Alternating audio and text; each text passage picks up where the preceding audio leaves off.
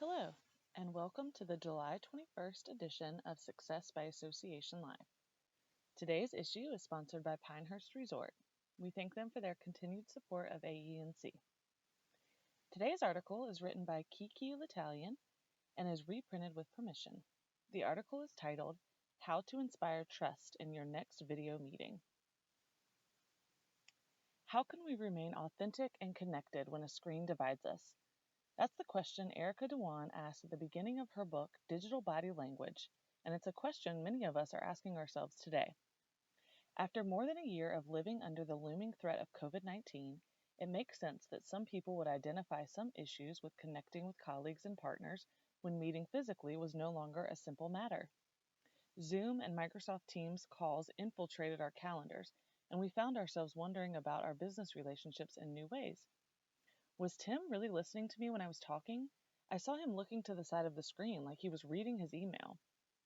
As society insisted, we're all in this together, it was easy to see that sometimes, at least during some Zoom meetings, we might not be.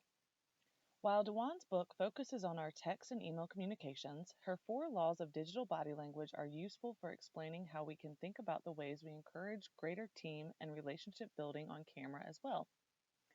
The 4 laws of digital body language are value visibly, communicate carefully, collaborate confidently, and trust totally. Value visibly.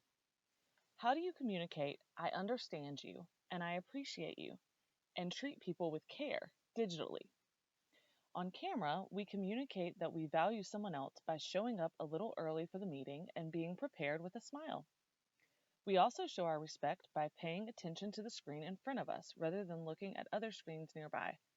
This can be harder than it sounds, and many people tend to push back on this, exclaiming, "Everyone does it and knows it doesn't mean you aren't paying attention." But that's not true. If you have ever been the one totally present and paying attention in an online meeting, it is very clear and distinct difference when someone else is not. Communicate carefully. How do you work to eliminate confusion? How do you get teams to work together so they are on the same page? This need to communicate clearly means being aware of everything in your setting to make sure you are easy to understand, starting with the technical aspects of your online meetings. Is your lighting bright and balanced so people can clearly read your expressions and even read your lips if necessary?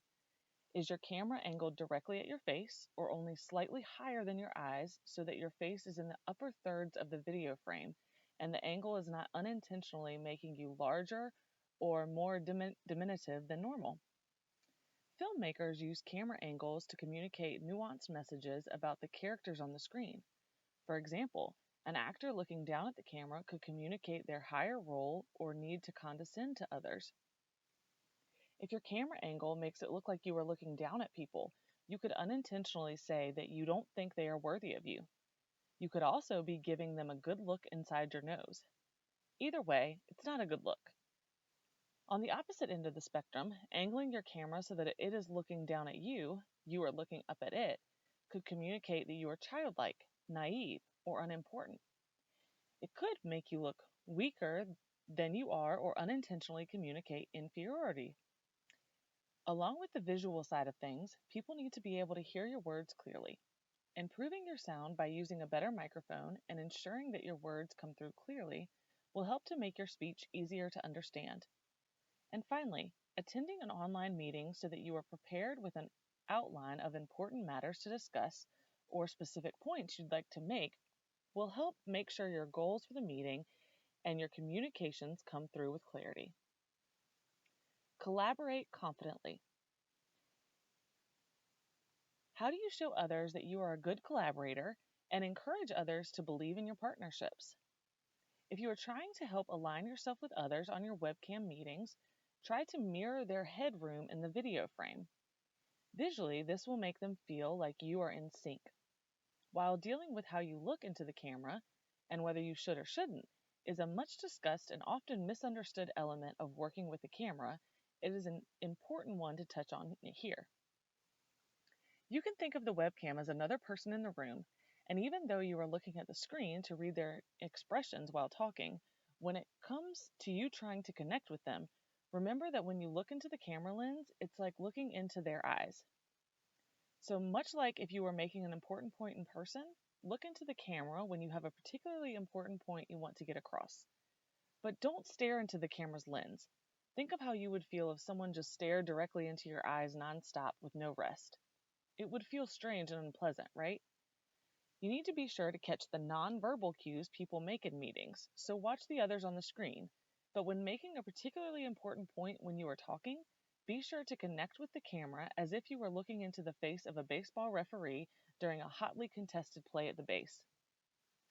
One more thing about collaborating confidently on camera. When you are appearing as part of a panel or team in front of a larger audience, be sure to match each other in the top third of the video frame. You don't want people to infer some sort of disorganization or misalignment just because they get a gut feeling based on the visual cues of your heads being in different spots on the frames. Align your physical selves to match an alignment of message and present a more united appearance. Trust totally. How do you demonstrate trustworthy behavior and inspire trustworthy behavior in others? How do you inspire psychological safety in your teams? Show others that we are proactively working to do right by them.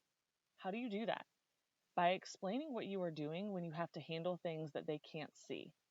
For example, all kinds of things can happen while in a Zoom meeting, like an important alert that comes up from your aging mother waiting on critical medical results.